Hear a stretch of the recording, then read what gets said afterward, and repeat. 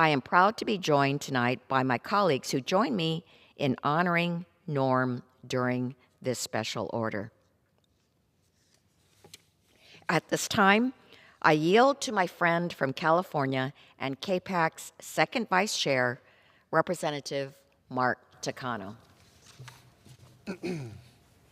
Well, thank you, Representative Chu. Thank you for your very personal memories of Norm Mineta.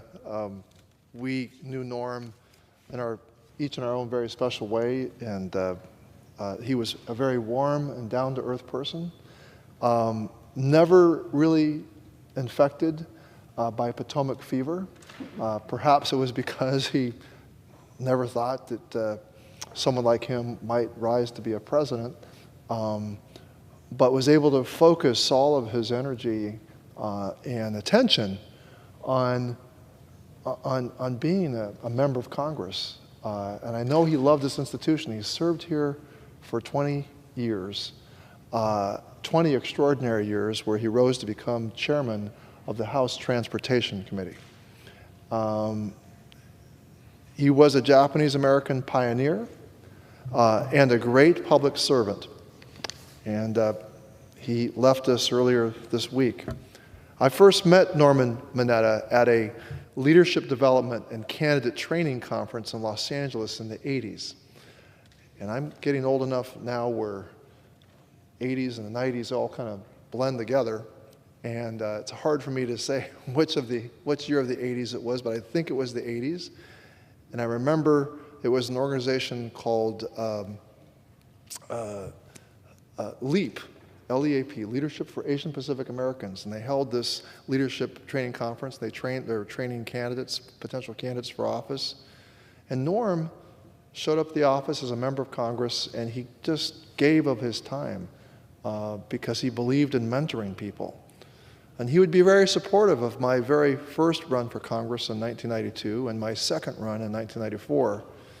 And he did become a mentor of mine, and he gave up generous amounts of his time. And I remember there was one time when I was hanging out in his office, I think it was 1992, might have been 1994. I can't remember which one it was, which run it was, but I realized that I was going to miss my flight because he was just so relaxed, and he just spent literally hours with me talking.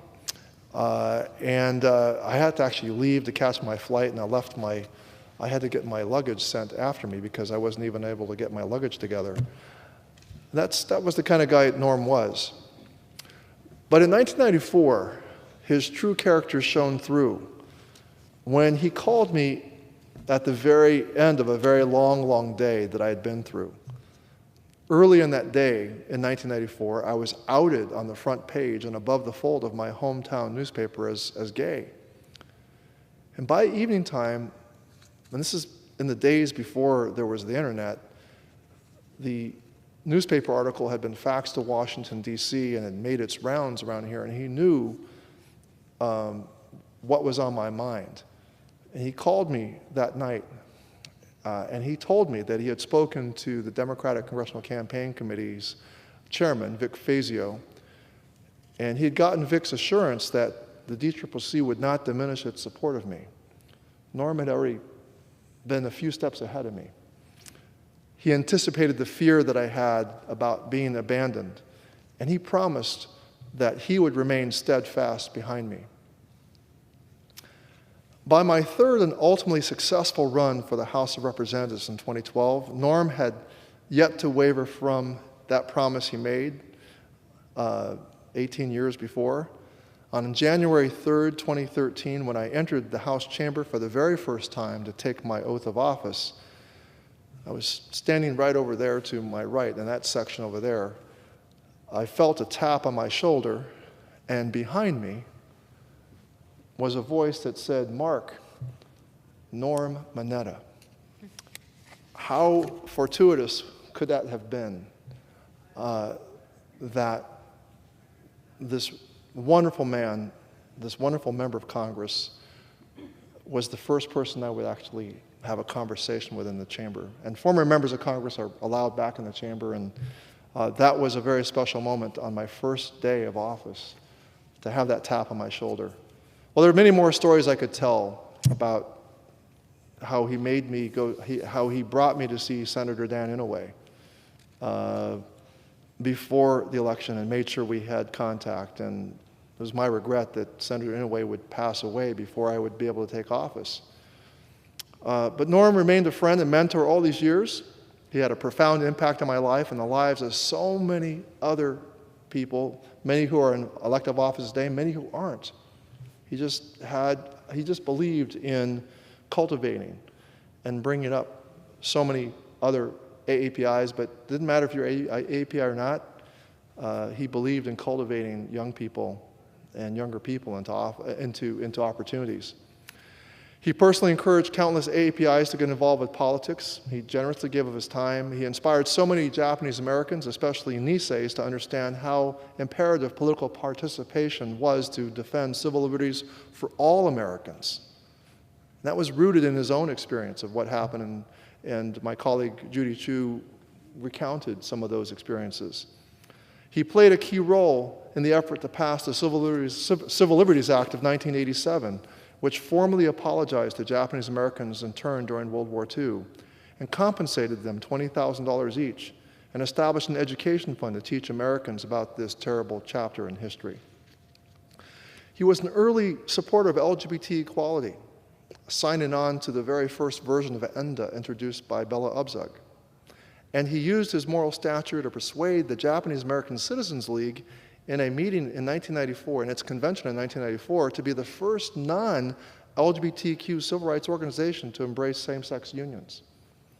And that was really important because the state of Hawaii, which has a sizable Japanese American electorate, was the place where same-sex unions were being taken seriously for the very first time. And so that endorsement was really important. And Norm played a key role in persuading those delegates to do the right thing. About the same time, Norm introduced me to one of his openly gay staffers, Chris Strobel. Because Chris became especially close to Norm and the Mineta family, I just want to mention his name now, because I've also learned that Chris has also sadly passed away. And I know for Norm's wife, Denny, that Chris's passing has profoundly deepened the sense of loss coming so soon to the Mineta household after Norm has left us.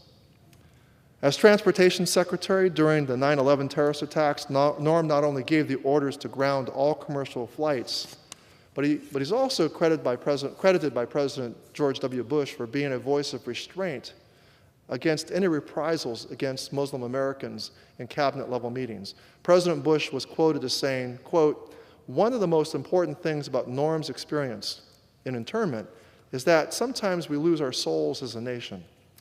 The notion of all equal under God sometimes disappears, and 9/11 certainly challenged that premise. In some ways, Norm's example inspired me. In other words, I didn't want our country to do to others what had happened to Norm," end quote. Norm Mineta channeled his own personal history into making America a better country. His public service career has left an important and enduring legacy on our nation. He will be missed, but his contributions to our country will not soon be forgotten. May he rest in peace. And thank you, Madam Speaker. I yield back.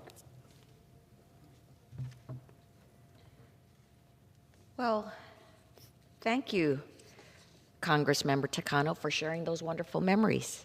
Let me now yield to my friend and fellow Californian Representative Doris Matsui.